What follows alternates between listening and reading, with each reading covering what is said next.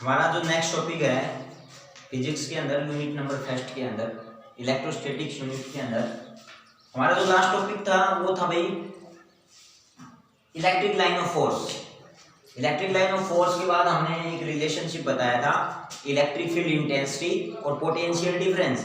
वो रिलेशनशिप क्या आया था, ई जो आया था minus dv upon d r के बराबर है। Minus dv upon d r मतलब क्या था, ग्रेडियंट पोटेंशियल बोलते हैं। नेक्स्ट टॉपिक जो हमारा है वो क्या है कि इक्विपोटेंशियल सरफेस किसे कहते हैं, इक्विपोटेंशियल सरफेस, राइट। ये हमारा क्या है नेक्स्ट टॉपिक। तो देखो भाई इक्विपोटेंशियल सरफेस क्या है कि कोई भी सरफेस कब इक्विपोटेंशियल हो सकता है, जब उस सरफेस के प्रत्येक पॉइंट पे पोटेंशियल और पोटेंशियल डिफरेंस क्या हो, सेम, क्या हो, सेम। इक्वी का मतलब होता है इक्वल और पोटेंशियल मतलब पोटेंशियल या पोटेंशियल डिफरेंस, और सरफेस मतलब उस सरफेस पे क्या हो, इक्वल पोटेंशियल हो, वो क्या कहलाता है, इक्विपोटेंशियल सरफेस। तो इसकी डेफिनेशन क्या लिखेंगे, the surface is said to be, the surface is said to be equipotential if at every point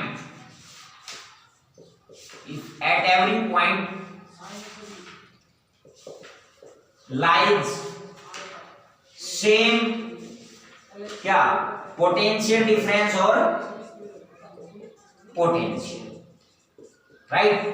वो क्या कहलाता है हमारा इक्विपोटेंशियल सरफेस। अब देखो मान लेते हैं हमारे पास ये क्या है, सरफेस है। तो इस सरफेस के यहां से जिस भी पॉइंट पे हम देखेंगे, चाहे इस पॉइंट पे देखें, चाहे इस पॉइंट पे देखें, चाहे इस पॉइंट पे देखें, जो पोटेंशियल होगा वो क्या होगा, सेम, राइट। इसी प्रकार मान लो अपने पास दो इक्विपोटेंशियल सरफेस है, एक इक्विपोटेंशियल सरफेस है ये और एक इक्विपोटेंशियल सरफेस है ये सरफेस मान लेते हैं ए और ये सरफेस मान लेते हैं बी। इनमें से क्या पास हो रही है, इलेक्ट्रिक लाइन ऑफ फोर्स। कौन सी लाइन फोर्स हो रही है, इलेक्ट्रिक लाइन ऑफ फोर्स। देखो इक्विपोटेंशियल जो सरफेस होता है वो सेम सरफेस के ऊपर पोटेंशियल सेम होता है, लेकिन अलग अलग जो पोटेंशियल हो उनके ऊपर सेम नहीं हो सकता, ठीक है ना। सरफेस अगर सेम होगा तो क्या होगा, पोटेंशियल सेम। अगर हमारे पास सरफेस अलग अलग है, ए बॉडी का सरफेस अलग है, बी बॉडी का अलग अलग है, तो उनका पोटेंशियल सेम होगा, लेकिन ए बॉडी के प्रत्येक पॉइंट पे अगर ए बॉडी इक्विपोटेंशियल है तो उसके प्रत्येक पॉइंट पे सरफेस क्या होगा, सेम। इसी प्रकार बी पे भी क्या होगा, सेम, राइट। ये होता हमारा क्या, इक्विपोटेंशियल सरफेस। नेक्स्ट देखते हैं इसकी प्रॉपर्टीज, क्या क्या प्रॉपर्टीज होती है इक्विपोटेंशियल सरफेस की, क्या क्या प्रॉपर्टीज होती है। तो हेडिंग बनाएंगे प्रॉपर्टीज ऑफ इक्विपोटेंशियल सरफेस।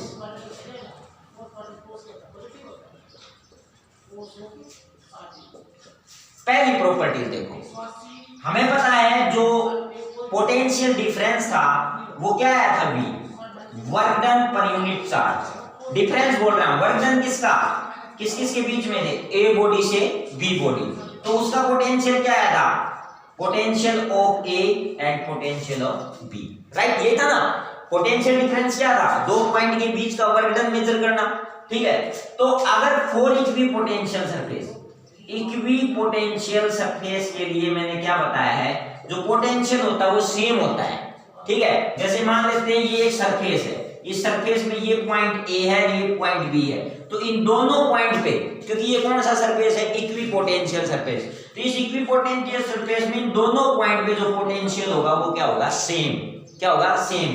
तो फॉर इक्विपोटेंशियल सरफेस के लिए हमारे पास क्या होगा, जो पोटेंशियल ऑफ ए बॉडी होगा वो किसके बराबर होगा, बी बॉडी के, राइट। हमने ये कौन सी मान ली, इक्वेशन नंबर फर्स्ट। तो अब इसको यहाँ इक्वेशन नंबर फर्स्ट के अंदर पुट करेंगे, तो पुट करने के बाद हमारे पास क्या आया, VAB divided by Q, VA minus VH, right. That is equal to क्या, work done between a and body किसके बराबर आ गया, 0। इसका मतलब ये क्या इंडिकेट करता है कि अगर कोई भी इक्विपोटेंशियल सरफेस होता है तो उसके अंदर जो वर्क डन होता है वो हमेशा क्या होता है, जीरो। इसका मतलब इक्विपोटेंशियल सरफेस के अंदर कोई भी वर्क डन नहीं होगा। No work will be done in equipotential surface from one point to another point, right. तो क्या लिखेंगे हम इसके, no work will be done, no work will be done in किसके अंदर, इन इक्विपोटेंशियल सरफेस के अंदर। और कहां से, from one body to another body, right. इसका मतलब वर्कडन कब होगा, वर्कडन होगा जो हमने दूसरा डायग्राम बनाया था, वर्कडन कब होगा, वर्कडन हमेशा कब होगा, वर्कडन एक इक्विपोटेंशियल से दूसरे इक्विपोटेंशियल सरफेस पे जाएंगे तो क्या होगा, work done.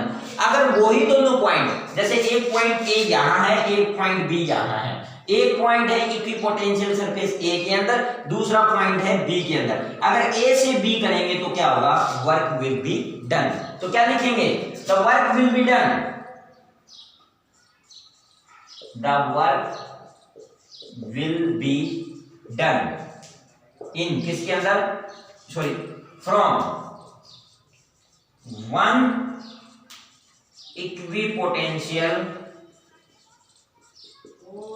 Surface to another equipotential,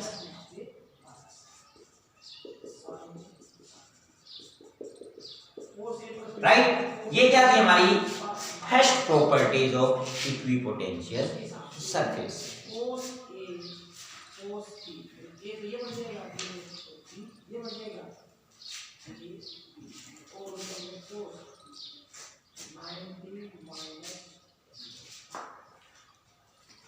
देखिए ये सेकंड प्रॉपर्टीज हमारी इक्विपोटेंशियल सरफेस की।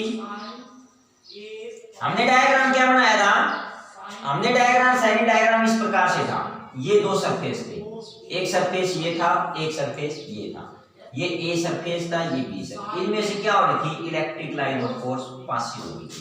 तो सेकंड प्रॉपर्टीज क्या बोलती है, जो भी इलेक्ट्रिक लाइन ऑफ फोर्स होगी वो इक्विपोटेंशियल को जो इंटरसेक्ट करेंगी वो कितने पे करेंगी, 90 डिग्री पे करेंगी।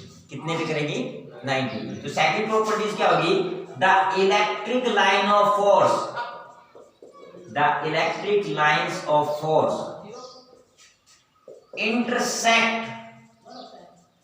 intersect the equipotential surface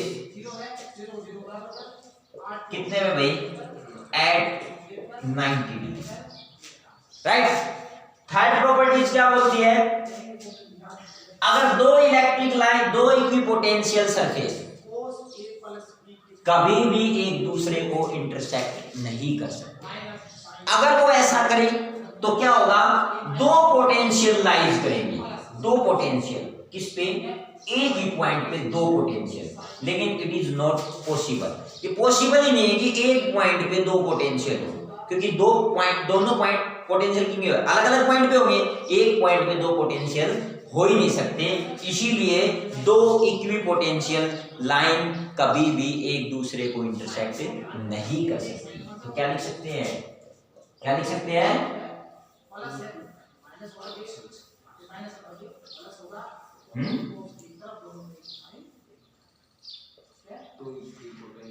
two equipotential surface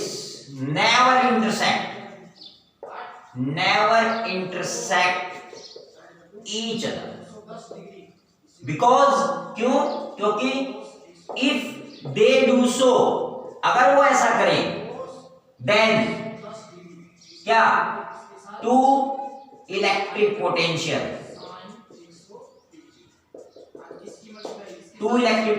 lies at that point, but it is not possible, लेकिन ये पॉसिबल है ही नहीं, राइट। ये हमारी कौन सी थी, थर्ड प्रॉपर्टीज थी। और फोर्थ प्रॉपर्टीज क्या बोलती है, हमें पता है E किसके बराबर है, फोर्थ है E is equal to minus dv upon dr, मतलब E is directly proportional 1 upon dr, या फिर dr is directly proportional 1 upon E। ये क्या इंडिकेट कर रही है दोनों बातें, ये दोनों बात ये इंडिकेट करती है अगर अपने पास दो इलेक्ट्रिक पोटेंशियल की डिस्टेंस dr कम है, क्योंकि ये एक दूसरे के इनवर्सली प्रोपोर्शनल है, अगर दो इक्विपोटेंशियल सरफेस की डिस्टेंस कम है, इसका मतलब उन दोनों इक्विपोटेंशियल में क्या है, स्ट्रॉन्ग इलेक्ट्रिक फील्ड है। कौन सा है, स्ट्रॉन्ग। अगर दोनों इक्विपोटेंशियल सरफेस की डिस्टेंस अगर ज्यादा है, ज्यादा डिस्टेंस है, तो ये इंडिकेट कर रहा है दोनों पोटेंशियल्स के बीच में क्या है, वीक इलेक्ट्रिक फील्ड इंटेंसिटी है। क्या है, वीक इलेक्ट्रिक फील्ड इंटेंसिटी। तो फोर्थ प्रॉपर्टीज हमारी ये बोलती है, ठीक है। क्या लिख सकते हैं, इफ द डिस्टेंस बिटवीन, या फिर लिख सकते हैं इफ टू इक्विपोटेंशियल सरफेस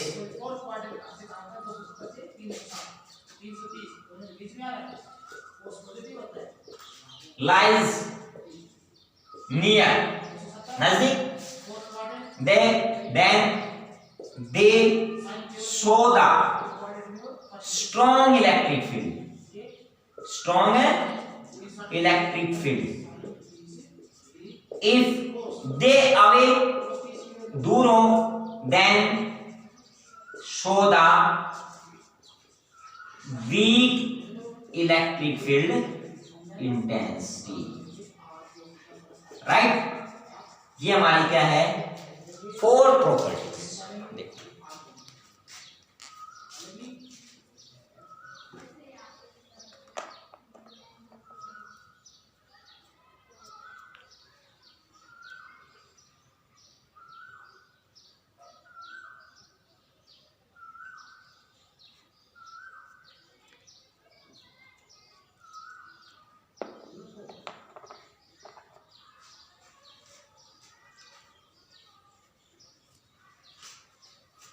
हो गया।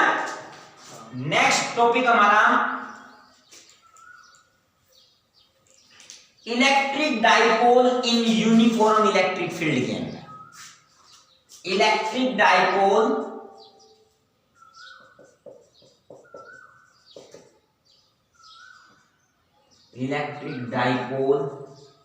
इन यूनिफॉर्म इलेक्ट्रिक फील्ड के अंदर, राइट।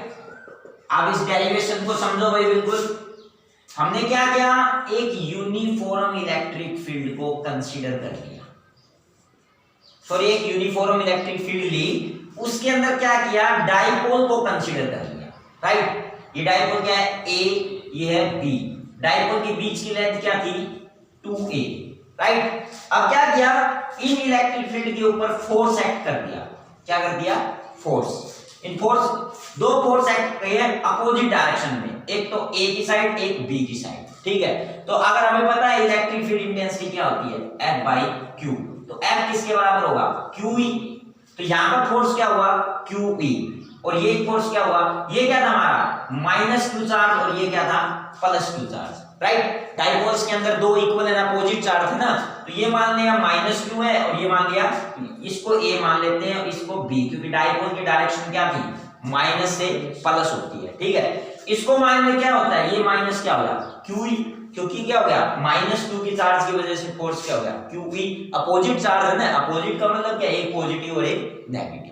ये हमारा क्या है, यूनिफॉर्म इलेक्ट्रिक फील्ड के अंदर डाइपोल। तो जैसे हमने, फिर हमने क्या किया, एक बी पॉइंट से हमने एक परपेंडिकुलर ड्रा कर दिया, राइट। वो क्या किया, ए से सी, राइट। ये किस पे किया हमने, ये जो इलेक्ट्रिक फील्ड्स आ रही है ना, इन्हीं के ऊपर, राइट। तो सबसे पहले हमने क्या किया था, हमने एक डाइपोल लिया, कंसीडर एन इलेक्ट्रिक डाइपोल।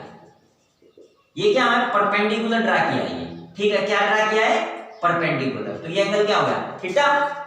हमने क्या किया, एक इलेक्ट्रिक डाइपोल को कंसीडर है, कंसीडर एन इलेक्ट्रिक डाइपोल, किसके अंदर, इन यूनिफॉर्म इलेक्ट्रिक फील्ड के अंदर, इन यूनिफॉर्म इलेक्ट्रिक फील्ड के अंदर हैविंग, जिसकी डाइपोल लेंथ कितनी है, हैविंग डाइपोल लेंथ कितनी 2a एंड डाइपोल मोमेंट कितना है p, यही था ना।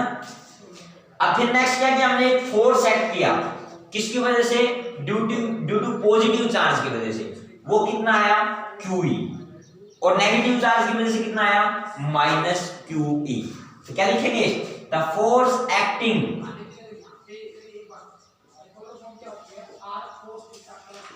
ड्यू टू पॉजिटिव चार्ज, वो कितना है QE, और फोर्स एक्टिंग ड्यू टू किसकी वजह से, नेगेटिव चार्ज की वजह से क्या होगा -QE, right.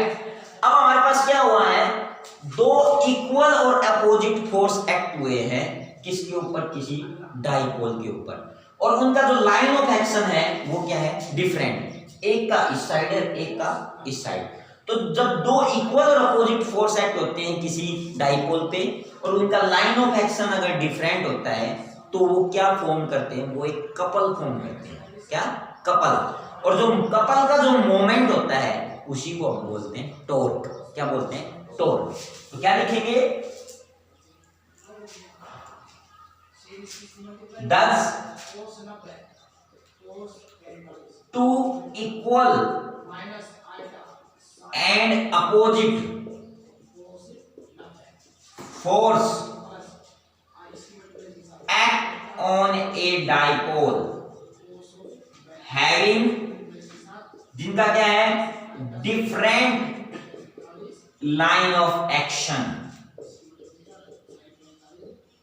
different line of action, then they form the couple, क्या फॉर्म करेंगे, couple, and moment of couple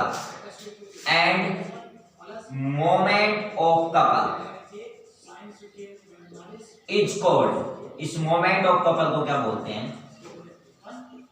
torque. अब हमें यहां से क्या निकालना है, टॉर्क, राइट। अब हम यहां से क्या निकालेंगे, टॉर्क। जो टॉर्क आएगा वही क्या होगा, electric dipole in uniform electric field, right. तो टॉर्क को कैसे लगाएंगे, हमें पता है टॉर्क का जो फॉर्मूला होता है वो क्या होता है, force into perpendicular distance, right. तो फोर्स क्या हमारे पास QE, परपेंडिकुलर डिस्टेंस क्या हमारे पास BC, ये क्या परपेंडिकुलर डिस्टेंस, तो BC की वैल्यू निकाल लेते हैं किसमें, इन ट्रायंगल ABC, ABC से क्या निकाल लेते हैं, साइन थीटा। साइन थीटा कैसे, ये बेस, ये परपेंडिकुलर, ये हाइपोटेन्यूज। साइन थीटा क्या होता है, परपेंडिकुलर अपॉन में हाइपोटेन्यूज। परपेंडिकुलर क्या है BC, हाइपोटेन्यूज क्या है AB। तो साइन थीटा क्या होगा BC अपॉन में 2a, क्योंकि AB की लेंथ क्या है 2a, तो BC की वैल्यू क्या हो जाएगी, that is 2a sine theta, right. अब इसकी वैल्यू रखेंगे क्या, QE cross 2a sine theta. तो टॉर्क क्या हो जाएगा, टॉर्क, और क्या लिख सकते हैं, EQ 2a साइन थीटा, इसको क्रॉस में ले लेते हैं यहाँ पे। और हमें पता है Q इंटू 2a क्या होता है, डाइपोल मोमेंट। तो टॉर्क क्या होगा, E cross P sine theta, right. Sorry, इसको हटा दें। अब हमें क्रॉस प्रोडक्ट पढ़ा था ना, क्रॉस प्रोडक्ट पढ़ा था। क्रॉस में क्या था, A क्रॉस B किसके बराबर था, AB साइन थीटा। और एक मतलब कहने का मतलब इस चीज को हम यहाँ से क्रॉस को हटा देंगे, क्योंकि यहाँ पे साइन थीटा आ गया तो डॉट का यूज कर लेंगे, यहाँ पे भी किसका कर लेंगे, डॉट। इनटू का मतलब प्रोडक्ट का, तो ये भी क्या हो गया, प्रोडक्ट। अगर साइन थीटा को हटाते हैं तो यहाँ पे क्या हो जाएगा, that is E cross P। ये हमारे पास क्या आ गया, टॉर्क, राइट। ये है हमारा टॉर्क, मतलब हमने क्या निकाल लिया, electric dipole in uniform electric field. ये जो रिजल्ट आया है हमारा, इसको टॉर्क को लिख सकते हैं EP sin थीटा, या फिर दूसरा रिजल्ट क्या लिख सकते हैं, और that is PE sin theta, right, या फिर torque that is P cross E, क्योंकि क्रॉस हटा देंगे तो क्या जाएगा साइन थीटा, राइट। आगे समझ में, ये हमारा क्या था, electric dipole in uniform electric field, ठीक है। अब यहां से इसके क्या आते हैं, स्पेशल केस आते हैं। देखो केस स्पेशल क्या होगा, स्पेशल केसेस में केवल क्या होगा, देखो केस फर्स्ट, अगर हमारा थीटा कितना हो जाए 90 डिग्री, राइट, थीटा कितना हो जाए 90 डिग्री, तो साइन थीटा साइन 90 कितना होगा 1, तो देन हमारे पास जो टॉर्क होगा वो ओनली क्या आ जाएगा PE, मतलब 90 डिग्री पे क्या होगा वो torque maximum, right.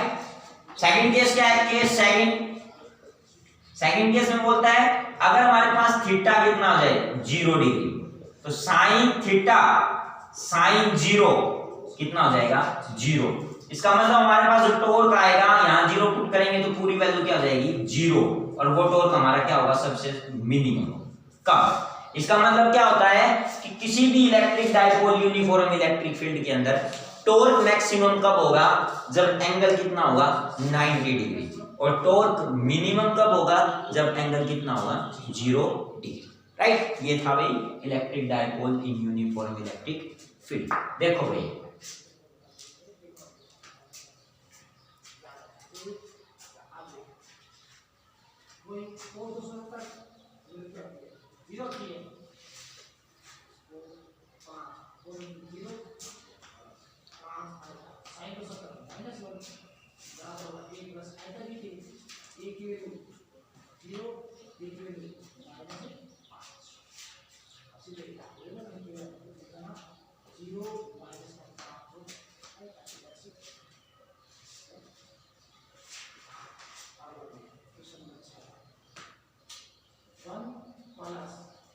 Next topic हमारा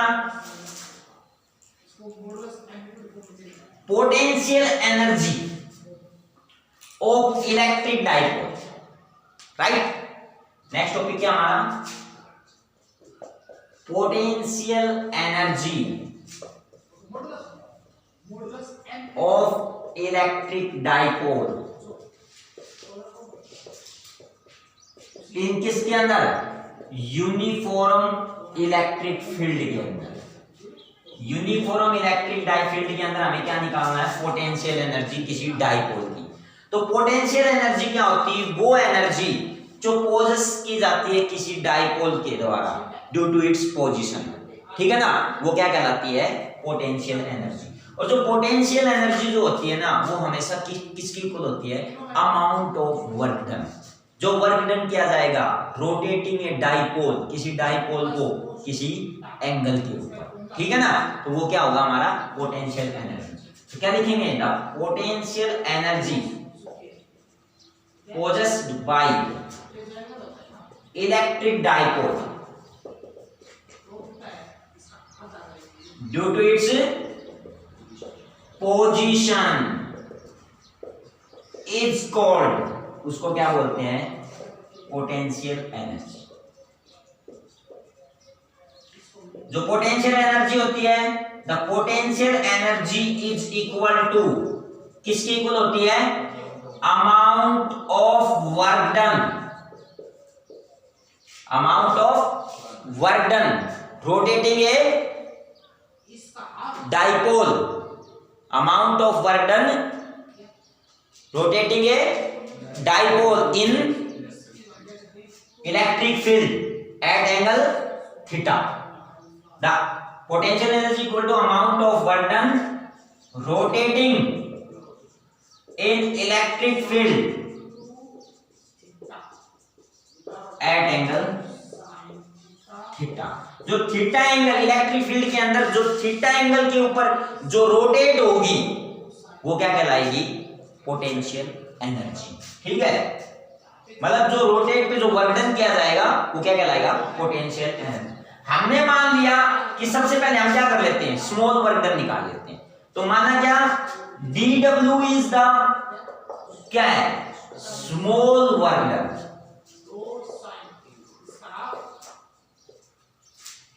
रोटेटिंग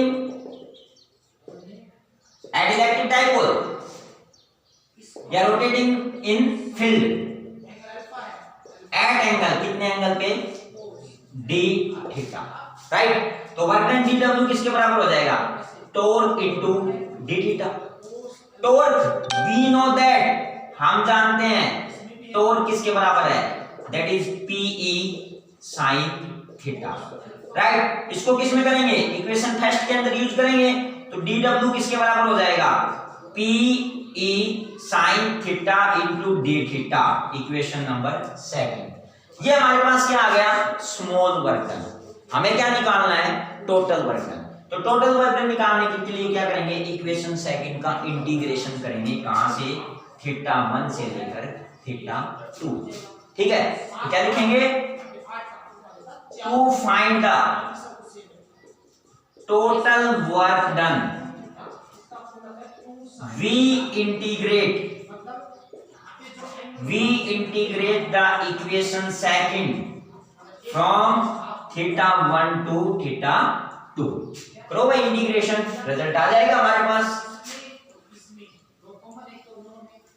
इंटीग्रेशन क्या, dw, यहां पर θ1 से θ2, PE sin theta d theta. Potential energy constant है, बाहर ले दिया। एंगल का करना है sin theta d theta. Sine का इंटीग्रेशन क्या होता है, माइनस कोस, तो माइनस बाहर ले लेंगे, राइट। ये क्या आ जाएगा, कोस थीटा, θ1 से θ2, वर्क डन क्या आ जाएगा, W, तो W क्या हुआ, माइनस PE, वैल्यू पुट करो भाई, एक बार क्या की cos θ2, एक बार cos θ1, ये हमारा क्या आ गया, वर्क डन। और वर्क डन लिख सकते हैं, work done always measure the potential energy। सो इसीलिए जो पोटेंशियल एनर्जी होगी उसको U से इंडिकेट कर दिया मैंने, ठीक है। वो किसके, W, और वो की वैल्यू क्या आएगी, minus PE cos θ2 minus cos θ1। ये हमारे पास जो रिजल्ट आया है वो किसका आया है, पोटेंशियल एनर्जी। देखो भाई एक बार इसको,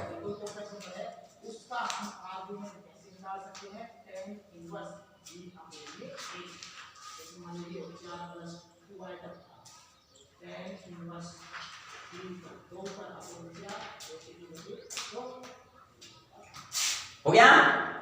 अब इसका एक स्पेशल केस आता है भाई, स्पेशल केस एक भी बनता है जो एग्जाम में ऑब्जेक्टिव टाइप में मोस्टली पूछा जाता है। स्पेशल केस क्या बनता है इसका, अगर मान लो इफ यदि θ1 तो हो जाए 90 डिग्री, देन जो साइन cos θ1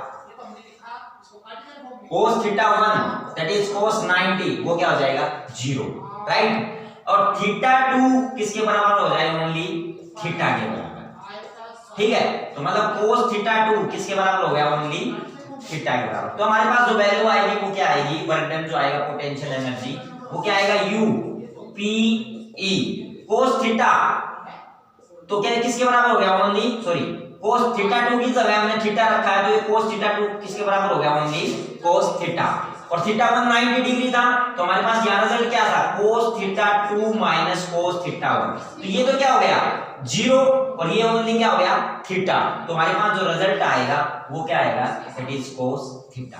इसका मतलब ये क्या होता है कि जो दो एंगल हमारे पास, अगर एक एंगल क्या हो जाए 90 डिग्री और दूसरा एंगल किसके बराबर हो जाए, ओनली थीटा के बराबर, तो हमारे पास जो एनर्जी आएगी वो इस प्रकार से आएगी, ठीक है भाई।